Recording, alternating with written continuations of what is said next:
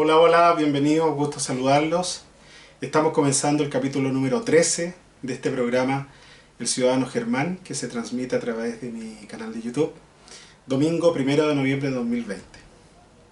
Desde luego, la discusión de agenda pública que ha sido la más relevante en esta semana, sin lugar a dudas, ha sido lo relativo a cómo se va a conformar esta convención constitucional, esta convención constituyente, con los 155 representantes, ¿cierto?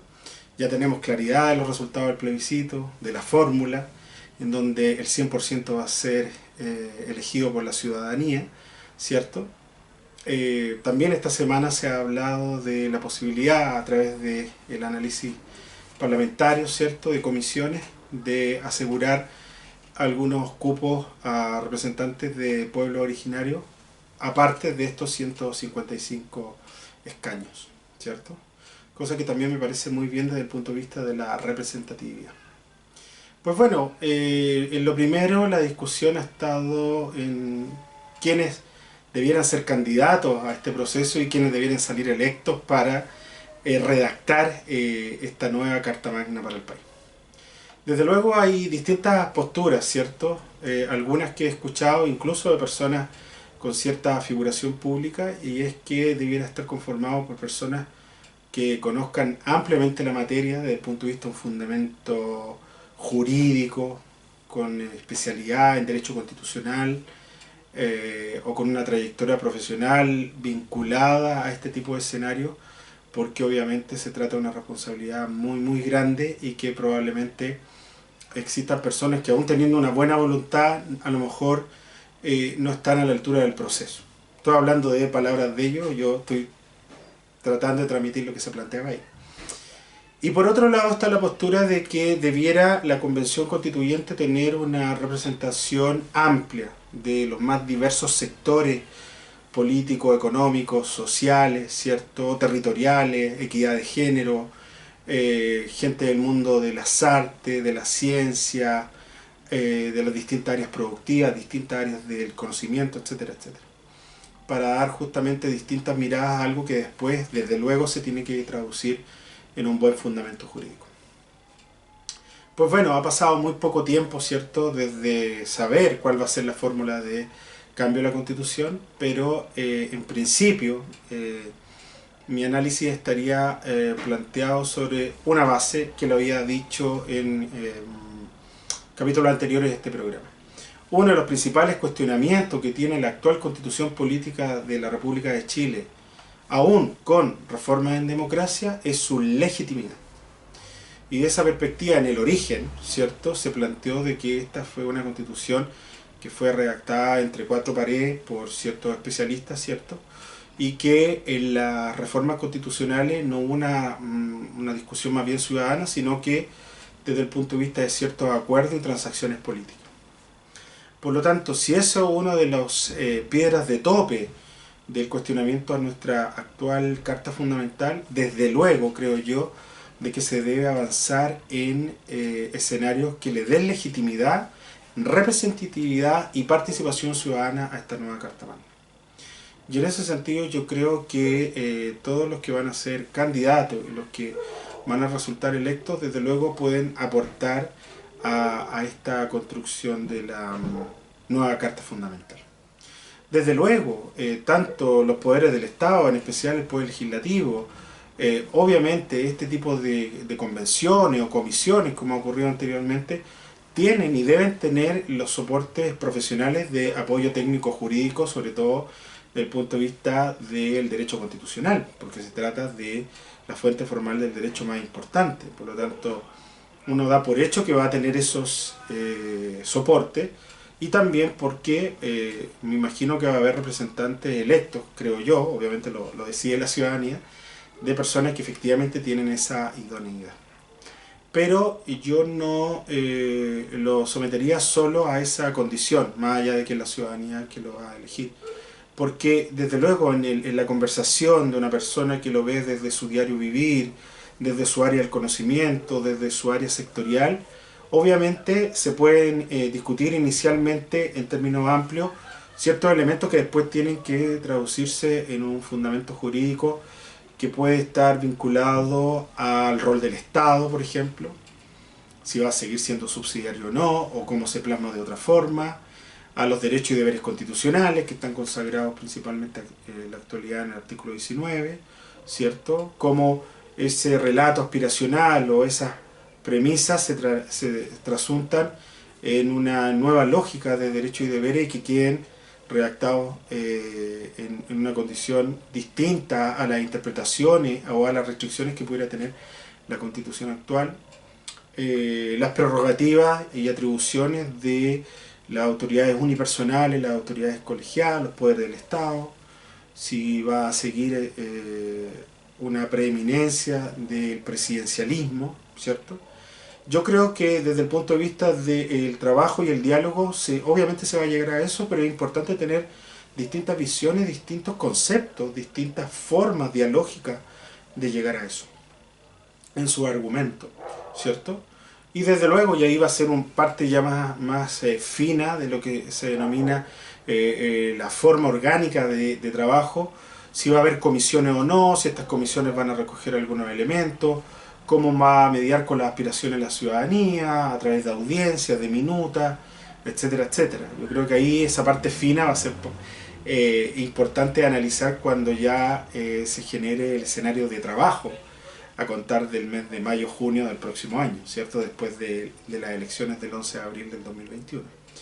Pero en principio yo creo que no hay que cerrarse a una posibilidad de especialistas y nada más, porque desde luego el Chile de hoy, un Chile más dinámico, más complejo, debe tener representatividades desde los más diversos espacios, en distintas condiciones. Y desde luego, vuelvo a insistir, va a haber los soportes jurídicos, ¿cierto? Asesores técnicos que vayan ordenando esto para que se vaya plasmando en un documento que en principio esta convención debe trabajar en 9 meses y eventualmente prorrogable hasta 3 meses más y contar con un año completo de trabajo, ¿ya?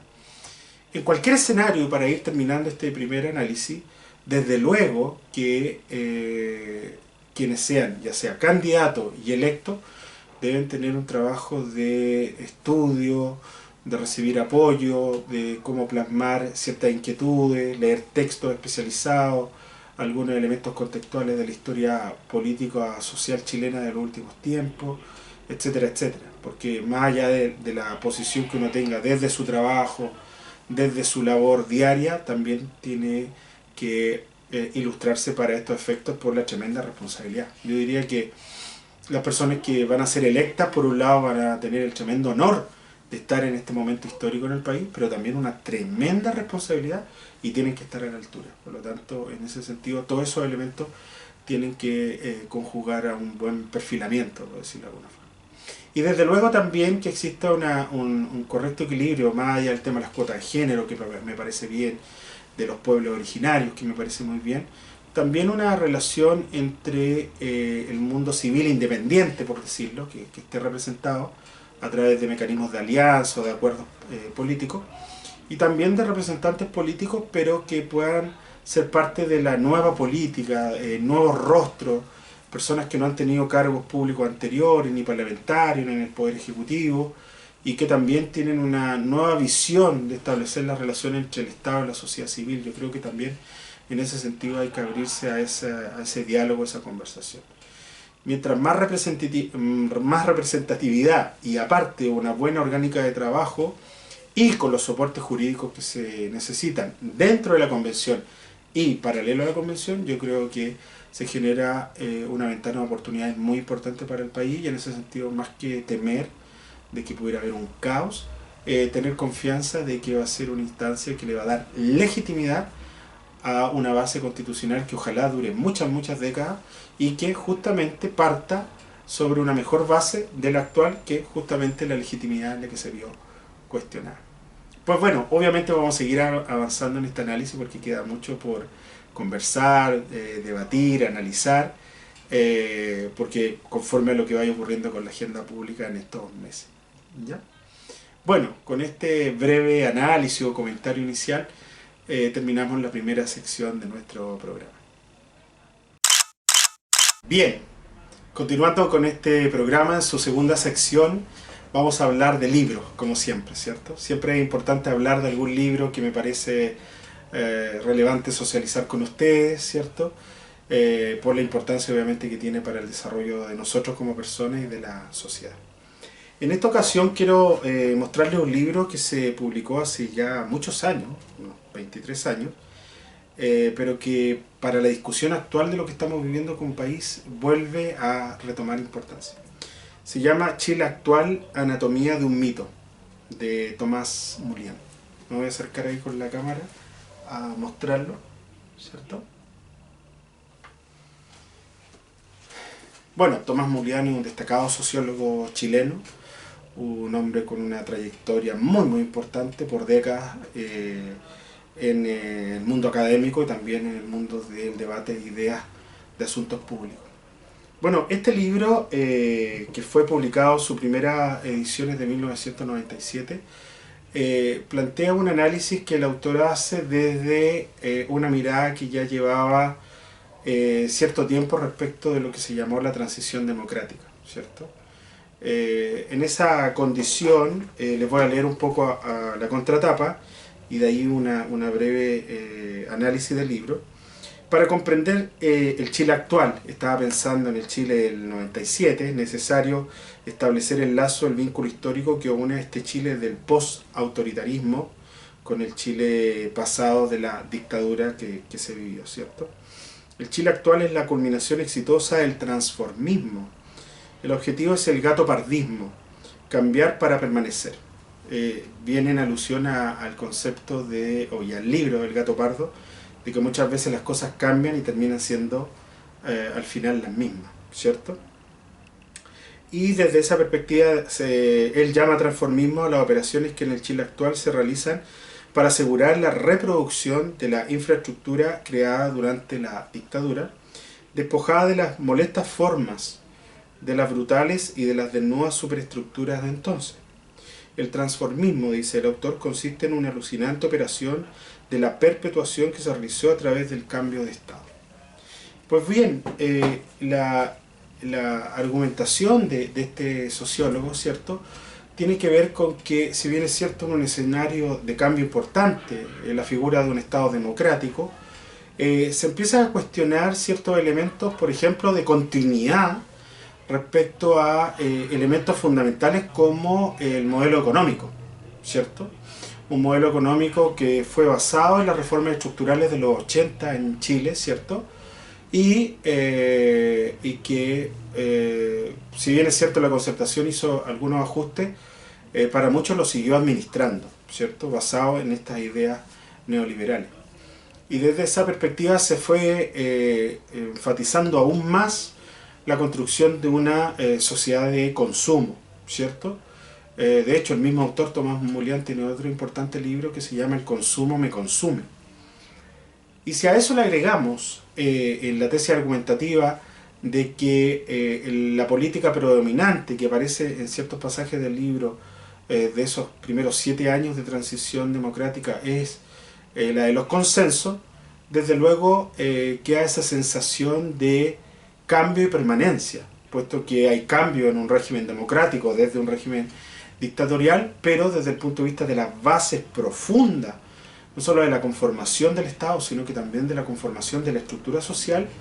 Desde luego el legado de las reformas estructurales, de esta mirada neoliberal y de una serie de elementos asociados a hegemonizar el mercado como un elemento que confluya muchas soluciones, no solo de bienes públicos, sino de nuestras relaciones sociales, aparece en la lógica argumentativa del autor. Este libro, desde luego, debe ser uno de los libros más relevantes escritos en los últimos 20 años en términos de código de análisis sociohistórico. Por lo tanto, me pareció relevante volver a traerlo a la palestra en este presente, porque efectivamente la discusión que se va a dar a propósito de la Constitución, a propósito del estallido social, es justamente cuáles son las nuevas bases del nuevo Chile. No solo desde su punto de vista de institucionalidad política, sino de las relaciones sociales en sí y de las relaciones entre el Estado y la sociedad. Y obviamente analizando las condiciones del modelo económico. Por lo tanto, ahí se abre un escenario muy importante y desde luego, si tienen la oportunidad de leer este libro, por mucho que ya tenga cierta data, da elementos muy importantes para entender también que hay todavía bastiones de conservadurismo, de una sociedad no moderna del todo, y que desde el punto de vista de la sujeción a ciertos dispositivos de control o de poder está ligada y vinculada al consumo, ¿cierto? A una sociedad que se transformó en una sociedad basada en el consumo, y eso obviamente generó, entre otras cosas, desafección política, más allá de otros elementos, ¿cierto? Por lo tanto, desde luego les recomiendo este libro. No es difícil, pese a que ya no está muchas veces en las librerías, pero no es difícil encontrar algún ejemplar, y aparte que también a través de internet se encuentra. Así que les recomiendo 100% este libro, Chile Actual, Anatomía de un mito, del destacado sociólogo chileno Tomás Mulián. Ahí los vuelvo a mostrar, porque abre posibilidades de análisis, ¿cierto? Más allá de que uno concuerde plenamente con la tesis argumentativa del autor. Bien, con este breve análisis de comentario del libro, terminamos esta segunda sección. Bien, seguimos con este programa número 13 del Ciudadano Germán, en esta sección que son las preguntas de la audiencia, ¿cierto? Recuerden, tal como lo he dicho en programas anteriores, que tanto para esta sección como para otras, donde ustedes pueden proponer diversos temas para el análisis, me pueden enviar un correo ahí va a aparecer en la pantalla, german.sangüesa1975@gmail.com, y desde luego abordaré las interrogantes de la mejor forma posible. Siempre he dicho que no es que me crea el dueño de la verdad y cada pregunta que me formulen yo voy a tener la respuesta, sino que más que nada esta sección lo que busca es ampliar horizonte, abrir debate, y desde luego hay cosas en donde yo puedo tener, de acuerdo a mi formación académica, mi trayectoria profesional, mayores conocimientos, mayores antecedentes, y en otras poder abrir un debate para justamente promover la discusión de asuntos públicos. Bueno, en esta ocasión quiero mencionar la pregunta de un amigo y exalumno, hoy día amigo, y que fue un estudiante que conocí en INACAP Santiago Centro, un destacado egresado, Raúl Ríos Cavada. Le mando un gran saludo a mi amigo, que me formuló una pregunta que es bien compleja, ya debo decirlo en cámara. Raúl Ríos Cavada, a propósito de toda esta discusión de la Constitución, ¿cierto?, que está en el número 1 de la agenda pública de Chile, me dice, Germán, las constituciones se dividen a grandes rasgos, dialécticamente hablando, es decir, o uno o lo otro, en 5 grandes categorías. Pueden ser escritas o consuetudinarias, es decir, basadas en la costumbre, no en un documento formalmente escrito; nominales o reales, ¿cierto?; flexibles o rígidas; orgánicas o dogmáticas; extensas o resumidas. En este sentido, según tu apreciación, ¿cómo sería tu propuesta de constitución enmarcada en estos términos? Pues bueno, obviamente, estimado Raúl, no va a ser mi respuesta algo así como esto debe ser, porque desde luego no me creo el dueño de la verdad y tampoco creo tener todos los elementos para ser yo quien pueda dar una respuesta tan compleja. Desde luego tampoco pienso que incluso un destacado abogado constitucionalista también pudiera dar una respuesta, porque justamente para eso se va a generar una convención en donde va a haber una discusión de distintas miradas, ¿ya? Pero sí, desde luego, tomando el guante de tu pregunta, te voy a dar mi opinión como un ciudadano, ¿cierto?, de este país, y también de acuerdo a la formación académica que he recibido. Si bien es cierto, yo no tengo una formación jurídica de abogado, pero sí por mi estudio en ciencias sociales, ¿cierto? Me ha tocado estudiar formalmente elementos de derecho constitucional, derecho administrativo, derecho laboral, ¿cierto?, historia de las instituciones políticas. Por lo tanto, también creo poder tener algún tipo de opinión al respecto. Entonces, más que nada, más que una respuesta, te voy a dar mi opinión. Y aquí la tengo un poco anotada para que no se me olviden los puntos que quiero expresar. Principalmente lo primero que tú planteaste, yo creo que de acuerdo a la tradición chilena, ¿cierto? Jurídica chilena, y de concatenación con lo que esperan los ciudadanos, me parece que sí o sí la Constitución tiene que ser escrita, porque no hay una tradición como en Inglaterra, por ejemplo, en otros países, donde lo consuetudinario forma parte de cómo se regulan las relaciones jurídicas, las relaciones de la sociedad en ciertos ámbitos. Por lo tanto, desde luego, en ese sentido, debe haber algo formalmente escrito. Y desde luego también debe tener un corpus y debe tener una esencia normativa, es decir, evidentemente debe regular algunos aspectos propios de las relaciones entre los ciudadanos y el Estado, las bases de la institucionalidad, ¿cierto? Dejar claramente normados los derechos y los deberes para que sobre la base de otros cuerpos, por ejemplo leyes, y perfeccionada a través de reglamentos, se pueda justamente lograr en el espíritu salvaguardar los principios que están en la Constitución. Por lo tanto, desde luego ahí también tiene que tener un ámbito normativo relevante. Y tal cual, un poco lo que estaba planteando, debe tener un punto de equilibrio entre algunos elementos dogmáticos, porque evidentemente deben estar plasmados, ¿cierto?, en términos de, por ejemplo, cómo sintonizan los derechos y los deberes con algunas otras cartas fundamentales como las declaraciones de los derechos humanos, por ejemplo. Ahí hay un tema dogma muy importante que debe funcionar correctamente en el contexto no solo del Chile del siglo XXI, sino del mundo del siglo XXI. Y orgánico porque desde luego todos esperamos que quede bien claro, por ejemplo, las atribuciones y prerrogativas de los distintos órganos del Estado, de las formas de cómo llegan al poder y al ejercicio legítimo de la autoridad, ¿cierto? Las distintas representantes, ya sea del Poder Ejecutivo, Legislativo, Judicial. Desde luego, cuál va a ser, si es que se mantiene la preeminencia del presidencialismo, ¿cierto? Todos esos elementos tienen que tener mucha claridad en nuestra Carta Constitucional, también por un tema de tradición sociohistórica, ¿cierto? No solo leyendo la Constitución de 1980 con sus reformas, sino que también la de 1925, la de 1833, entre otras cartas magnas que han estado en la historia del país, ¿cierto? Y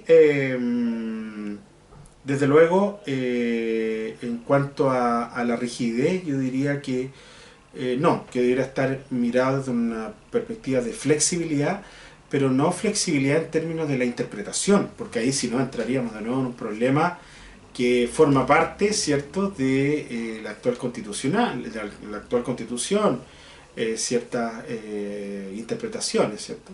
Más que nada la flexibilidad tiene que ver con la posibilidad que quede claramente planteada en la Constitución de reformas, ¿cierto? Porque claramente lo hemos visto,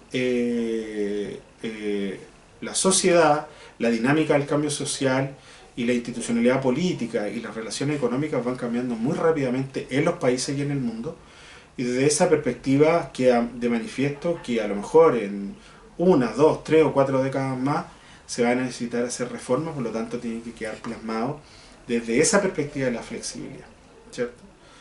Te estoy hablando no tanto de términos absolutamente técnicos, desde luego que lo tiene, sino desde una mirada de cómo lo veo yo como cientista social, ¿cierto?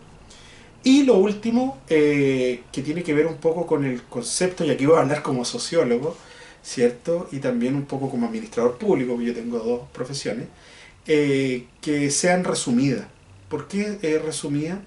Porque desde luego cada elemento, por ejemplo, que está en el articulado de la Constitución, tiene su propio soporte que se amplían en leyes específicas, leyes orgánicas, ¿cierto? Cada ley tiene su propio reglamento, pero siempre está la figura, y por eso lo veo en términos sociológicos, de que un ciudadano cualquiera, común y corriente, pueda tener la Constitución en un formato bolsillo, pocket, ¿cierto?, que le permita leerla en cualquier lugar, tenerla en su casa, conversarla con su familia, con su entorno, y comprender las bases fundamentales de cómo inserta, por ejemplo, su relación entre derechos y deberes. o cuál es la relación y la vinculación entre los poderes del Estado y sus autoridades, por ejemplo, entre otros elementos. Por lo tanto, me parece que debe ser resumida para justamente lograr una base de asimilación y de socialización de algo que es muy importante. Porque si fuera muy extensa y muy detallada, desde luego se pierde esa condición de promover la lectura y promover que uno se apropie, ¿cierto?, de sus derechos y deberes constitucionales y de los elementos centrales de la institucionalidad del país que pertenece, ¿ya? Así que en ese sentido, esos son los componentes que yo veo que son importantes de plantearlo, discutirlo. Desde luego esto va a ser propio de la discusión de la Convención Constitucional y va a haber obviamente una mirada mucho más experta, mucho más profunda respecto a estos temas y sus propios alcances. Pero obviamente como en la libertad de este espacio que te hablo como un ciudadano sin otro afán, desde luego yo creo que deja de manifiesto una apertura donde las personas que vean este programa también planteen sus propias opiniones al respecto. Así que bueno, me despido de Raúl con esta respuesta o este análisis, y desde luego también siempre dejamos invitados a que me escriban al correo que ya di para seguir ahondando en otras interrogantes. Con esto obviamente ya terminamos la tercera sección de este programa. Bien, llegamos a la última etapa de nuestro programa del día de hoy, ¿cierto? Con esta sección que a muchos les gusta, que se llama la campana filosófica. Efectivamente, hablar de filosofía es fundamental para nuestra vida, ¿cierto?, para nuestras condiciones de análisis de nuestra vida diaria, y donde están las grandes reflexiones, las grandes preguntas del ser humano durante toda su historia. Pues bien, lo que he tratado de hacer capítulo tras capítulo es mencionar alguna reflexión de algún filósofo, de algún pensador relevante, y sobre eso generar ventanas de oportunidades para su propia interpretación. En esta ocasión quiero relevar una frase breve pero muy importante, dicha por uno de los pensadores más importantes del siglo XX, que fue Albert Einstein, ¿cierto? Este destacado científico premio Nobel de Física. Albert Einstein planteaba: si buscas resultados distintos, no hagas siempre lo mismo, ¿cierto? Pues bueno, ¿cuántas veces hemos escuchado a ciertas personas que están aburridos de la rutina, que su vida es muy plana, que están esperando un nuevo año para que vengan otras cosas, porque este año a lo mejor, no este en lo particular, sino como figura, no fue del todo bueno y que eso le genera desgano, desmotivación, etcétera, etcétera? Pues bueno, Albert Einstein ahí plantea un código importante. Primero, uno tiene que ser agente de su vida. Más allá de las restricciones o carencias que pueda vivir, uno debe ser agente de su vida, es decir, agenciar, activar y no esperar que las cosas le lleguen, ¿cierto? Porque los cambios principalmente los provoca uno. Y segundo, desde luego, en la exploración, en ser proactivo, en pequeñas cosas. Nadie habla de estudiar un posgrado, hacer un gran viaje o escribir un gran libro, para nada. Sino que a lo mejor tener distintas observaciones de algo, o una mirada, o una acción que este año lo emprenda, ¿cierto? Determine ciertos nuevos caminos, atreverse a hacer nuevas cosas, desde luego va a generar estímulo, va a generar una nueva lógica de motivación y va a permitir justamente adecuarse a estas nuevas dinámicas. Porque siempre uno como ser humano necesita asumir nuevos desafíos, sentirse que tiene objetivos, y eso muchas veces lo mantiene muy bien en sus equilibrios emocionales, ¿cierto? También físicos, sentirse bien, ¿ya? Por lo tanto, desde luego, como lo plantea Albert Einstein, atreverse con pequeñas cosas que hagan que un año sea distinto del otro, que un desafío vaya motivando acciones, etcétera, etcétera. Yo la verdad que en lo personal también siempre lo he hecho, y a veces me ha resultado mejor que en otras ocasiones, pero por lo menos siempre está eso de quizás no planificarlo del todo, pero sí decir, bueno, si quieres obtener nuevos resultados, nuevas experiencias, atrévete, ¿cierto? Y eso puede generar un grado de satisfacción muy importante. El año pasado, por ejemplo, escribí mi primer libro, terminé de escribir mi primer libro, y fue una satisfacción muy grande, nunca lo había hecho, ¿cierto? Y exploré algo, un camino que no había tomado anteriormente, ¿cierto? O que me había preocupado mucho de haber aprendido otro idioma, el inglés, por ejemplo, para poder manejarlo bien para mi tema profesional, mi trayectoria académica. Y este año dije, ¿por qué no aprendo un poquito de italiano? ¿Cierto? Me gusta mucho ese idioma, tengo grandes amigos italianos. ¿Por qué no aprender ciertas nociones básicas y explorar otros caminos? ¿Cierto? Es decir, cada año tratar de hacer distintas cosas. Por ejemplo, este programa. Y cada uno de sus ejemplos a lo mejor son incluso más importantes que los míos. Así que les dejo esa reflexión planteada por Albert Einstein. Si quieres tener resultados distintos, no hagas siempre las mismas cosas, porque o si no aparece la monotonía y esa sensación de que los rumbos que tomamos no son los más adecuados y no nos tienen contentos, ¿cierto? La idea es movilizarse, agenciarse, ser proactivo. Bueno, con esta reflexión final de nuestra campana filosófica terminamos este capítulo del Ciudadano Germán. Si les gustó este programa en lo particular, denle un like y desde luego también los invito a que se suscriban a mi canal de YouTube, que va a aparecer ahí en pantalla, Profe Germán Sangüesa Muñoz, para que puedan ver estos contenidos y otros que he preparado para cualquier persona que le interese verlo. Así que les deseo lo mejor en esta semana que se está iniciando. Todavía hay que cuidarse con el tema del COVID-19, del coronavirus, ¿cierto? Así que deseo que estén muy bien ustedes, sus familias, y de no mediar ningún inconveniente nos vemos el próximo domingo. Que estén muy bien. Bye bye.